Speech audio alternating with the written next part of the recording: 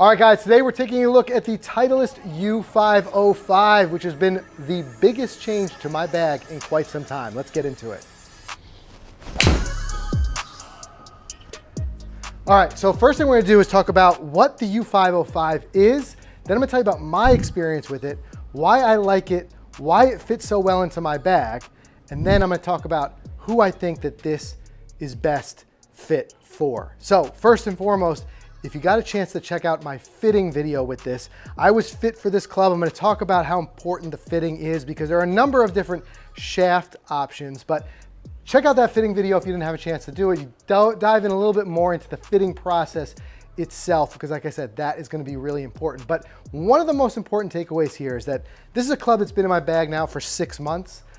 Beyond the fitting, I've had some time to use it out on the golf course and get a real feel for it. So now I wanted to give that check-in, give you that 6-month update, let you know what I like about the club. We'll dive into all of that in a second. But like I said, first, let's start off with what the U505 is. So this is Titleist's latest in their lineup of utility clubs, U standing for utility. It's building upon the Titleist U10 and U500, and there's a lot that went into this club.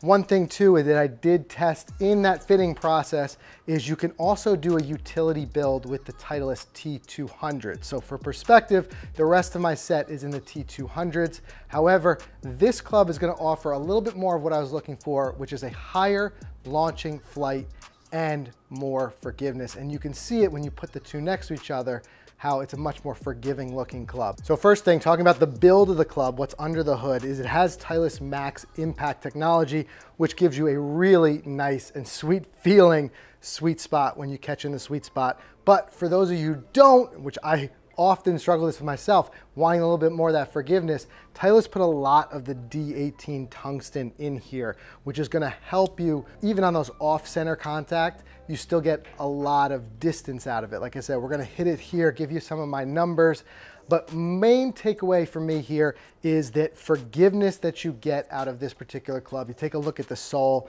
you can see it's got a nice wide sole. It does get that ball up in the air. And one thing I really like is that it really gives a lot of confidence. It's one of those clubs that when you look down on the club, the bigger body is what gives you that confidence that's gonna get up in the air. The good thing though is that it's not so dramatically different from my rest of my lineup, the T200s, in that it's not visually shocking in that way. It fits into the line well, while at the same time, again, giving you a little bit more confidence, because the reality is mid-handicappers like myself, where we're gonna need to have a little bit more confidence is in these long irons, which are a little bit harder to hit. So if I hold this U505 4 iron right up against my T200 5 iron, looking down, you could see the noticeable differences while at the same time seeing the similarities there. Now it's important to note that there are 4 options for this club. You can get it in a 1 iron through a 4 iron, obviously with various lofts, but this club is meant to be built a little bit different than what we have with the rest of the clubs as far as shaft wise. There are a bunch of shaft options. I ended up going with the Tensai Blue. It's a shaft that's worked well for me for a long time. And it's the same shaft I have in my hybrid, my fairway metals, and my driver. So there's that familiarity with it. That's why I will say one important takeaway with this club is get fit, get it dialed in, because the shaft options that are available are going to make a big difference with this head for individual golfers. But told you before, I tell you a spot where this fits so well in my bag. And what I've found with that has been that it is very well gapped between my 3 hybrid and my T200 5 iron. It's a really nice visual and performance transition in that lineup. So wanting to have a little bit more forgiveness as I go from the 5 to the 4, I get that with this club. You get, like I said, that little bit of a bigger sole. It's got the bigger head. It gives you a little more confidence, but it's not quite the same as you'd get with the even bigger hybrid. So between the two, I've got a nice option of something that I can use there. What I think this is also suits well for other golfers would be for people who hit irons well, not hybrid fans necessarily, want a little bit of the performance of a hybrid, but the look of an iron looking to these utility clubs. Like I said, you could get the U505 in a 4, 3 iron, 2 iron. Depending on the style and type of golf you're playing, you'll go up the bag. So let's not wait any longer. I'm gonna hit a couple here, show you how it, it sounds, how it feels, and then we'll go from there and we'll talk a little bit more about some of the specs. All right, so first swing, didn't get as much out of it as I'd like, but still 190 yards. Again, that's where I'm looking for that forgiveness on a slight miss hit. Hit that in a little bit towards the heel and still got away with it. Height, 62.3 feet. Let's see if we got crisper contact if we get that ball a little bit higher. All right, there, a little more warmed up. A lot more like my numbers. That one I got a hold of. 210 carry, 215 total, 95 feet on the height there. Again, really nice if you get that height out of a club like this, a 4 iron, largely too because area of use for this club. What it's been for me, I've used this a lot on long par 3s and also long approaches, par 5s, long par 4s. You want to have that height so that you can hold that green, come in a little bit steeper angle. So I feel a lot more confidence with a utility like this that gets that ball up in the air more and then gets it coming in a steeper angle than I would with a traditional 4 iron. So again, able to get it higher, you can hear it. It's a good, solid sounding club, and it's just a forgiving club. But one thing recently, we played in Innisbrook, and a lot of times I found myself punching out from the trees. And that's where this became a little bit more of a versatile club. Sometimes I found that the hybrid would get the ball up too quick to use it for a punch shot.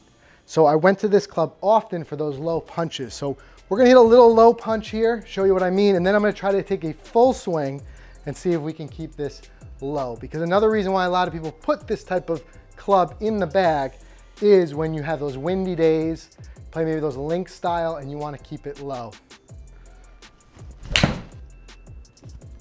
So even that actually did come up a little bit higher. It's hard without actually seeing a tree line to see where you want to punch it. But just a nice little 150-yard punch. Can't tell you how many times I used that. Stuck in the trees, just not having a line at the green, and just needing a club that can get me back as far down that fairway as possible while keeping it low. So let's take one more. Let's take a full swing here. Pretend it's a windy day, and we're just going to try to hit a low flighted ball somewhere still around that 190, 200 yard mark. Obviously we'll lose a little distance taking some of the height out of it. So there you go. Little distance loss, 170, but we kept it 47 feet. So just proof that this is not going to work against you. There's still some workability in this club. You can hit it lower if you want. It does have the forgiveness, but you can work it left, you can work it right. So hitting a 200-yard par 3, I mean, this is the club that I've been pulling consistently, and it's what I've really been excited about having in the bag. Like I said, it opened up a club that for me, the 4 iron had very little usage to a lot more usage because it's easier to hit and I can use it in more scenarios.